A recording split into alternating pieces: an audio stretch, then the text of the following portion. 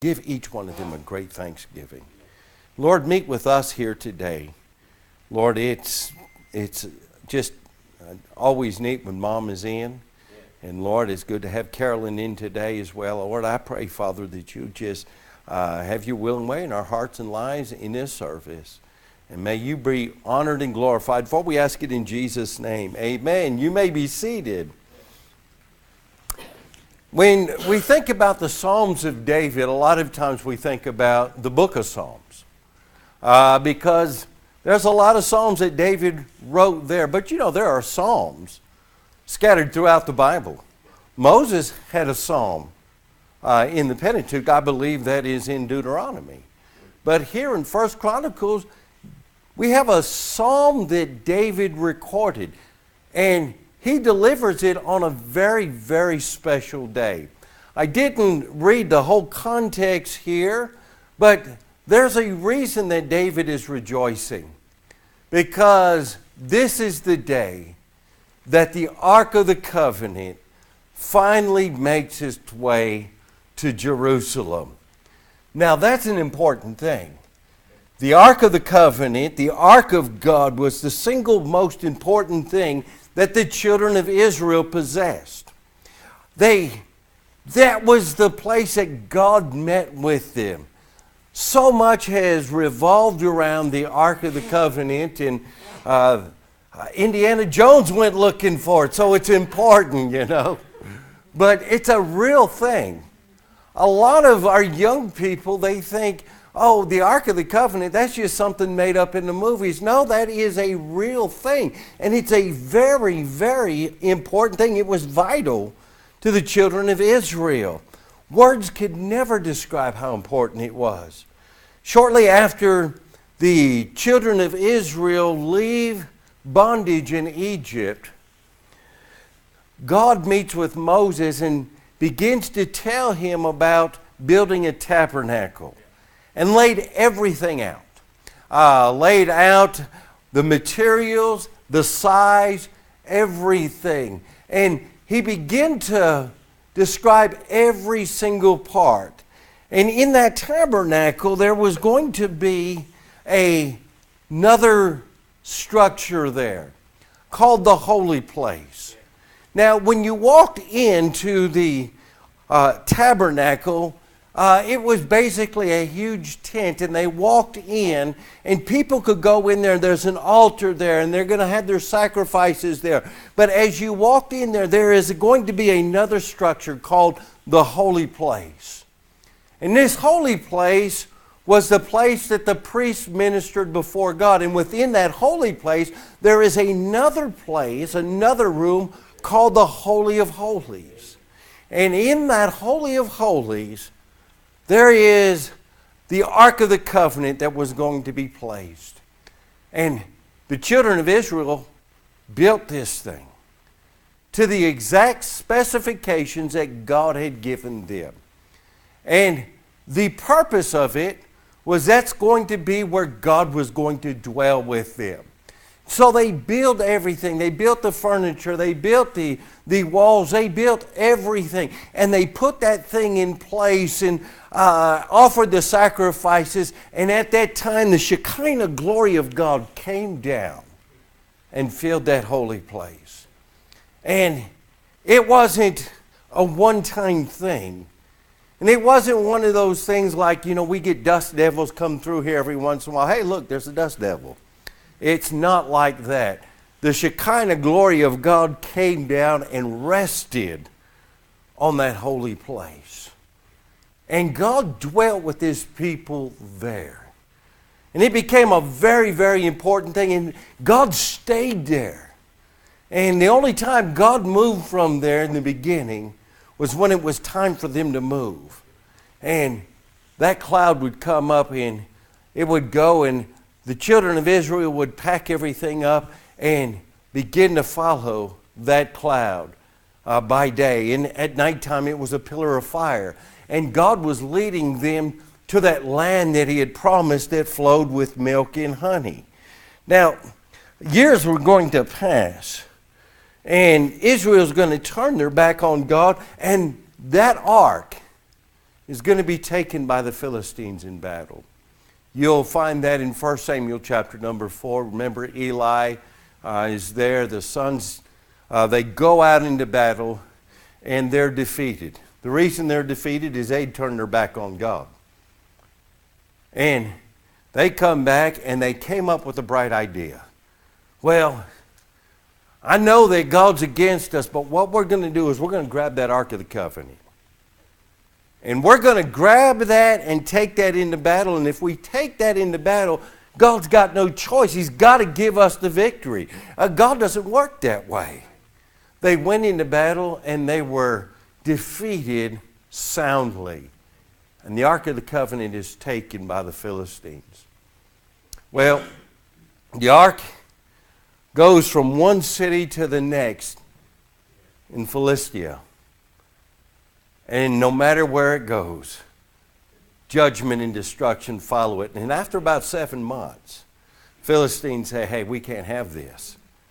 And they stuck that thing on a cart and said, just go. And it found its way to Israel. Well, it doesn't get to Jerusalem, and at that time, Jerusalem really wasn't the capital city anyways.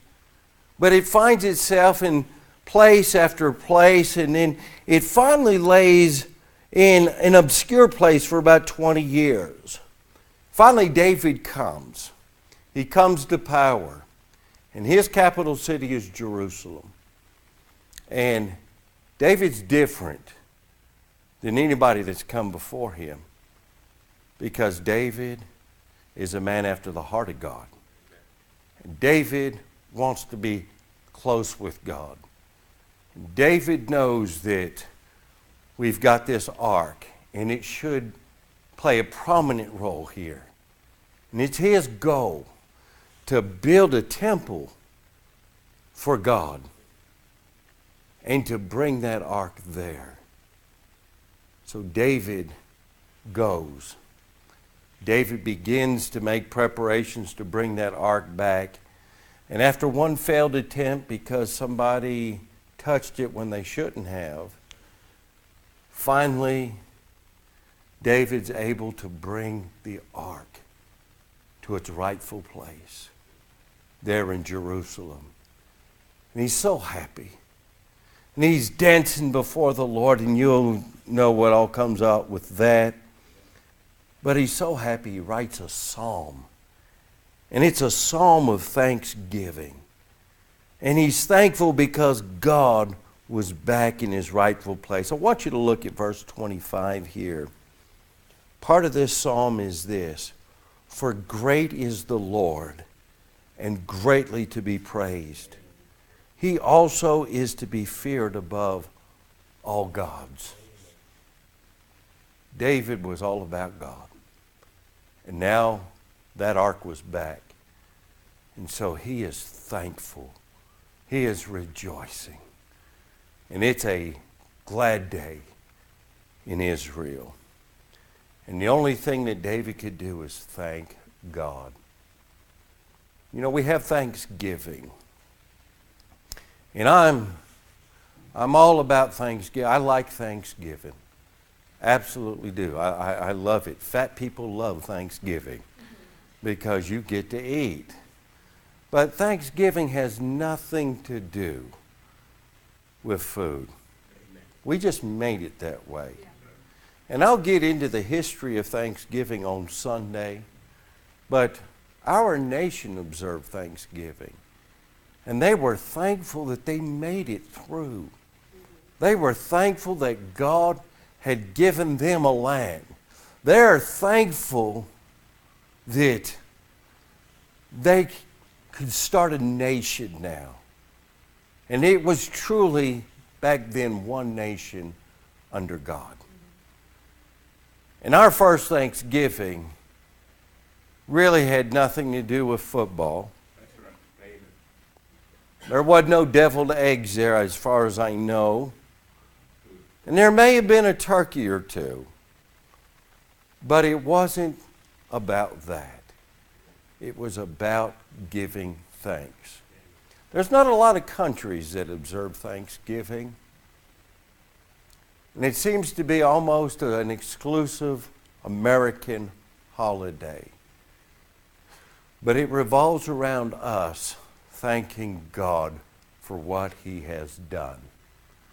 This evening, what I'd like to do, instead of giving you a bunch of points and going to a lot of verses, if it's Thanksgiving, it's time for us to give thanks. And I kind of want to just open the floor up to each one of us, whoever wants to participate, on some things we're thankful for. I know that I started it a little bit at the Aristocrat this afternoon, but there's so much for us to be thankful for, and I'm thankful for all of that. You know, I'm thankful that God didn't give me what I deserve, but God gave me what I didn't deserve. I deserve to go to hell. I deserve to suffer for my sins.